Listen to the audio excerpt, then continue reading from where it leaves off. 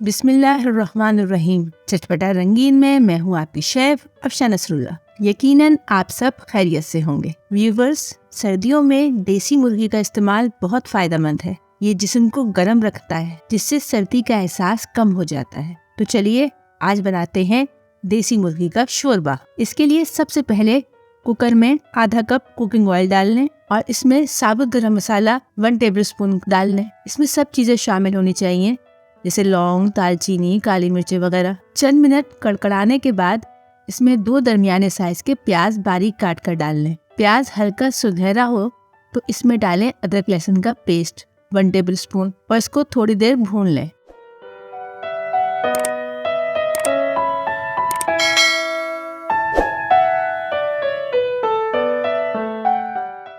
फिर इसमें टमाटर 3 दरमियाने साइज के चॉप किए हुए या पिसे हुए डाल लें और इसको अच्छी तरह भून लें।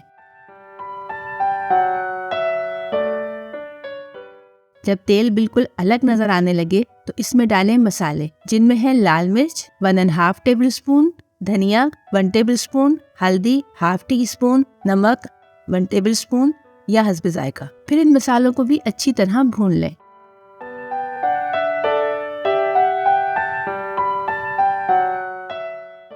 मसाला भुन चुका है। अब हम इसमें 1 किलो देसी मुर्गी डालेंगे और इसको भी मसाले के साथ अच्छी तरह भूनेंगे। मुर्गी को अच्छी तरह भूनें, क्योंकि देसी मुर्गी में हल्की सी महक होती है, इसलिए इसको अच्छी तरह भूनें ताकि वो महक बिल्कुल खत्म हो जाए।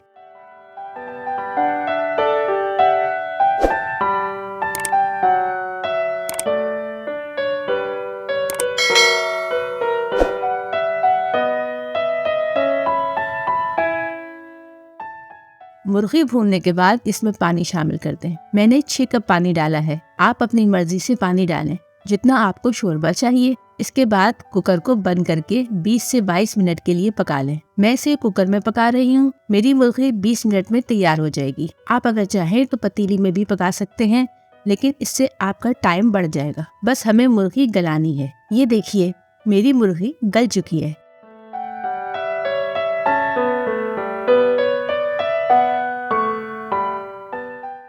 अब मैं इसमें 5 से 6 हरी मिर्चें डालूंगी और ये गरम मसाला ½ टीस्पून और फिर ½ टीस्पून सफ़ेद ज़ीरा पिसा हुआ,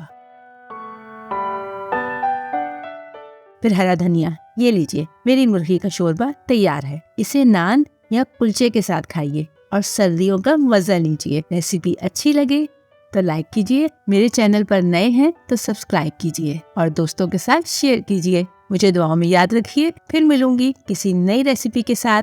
अल्लाह हाफिज।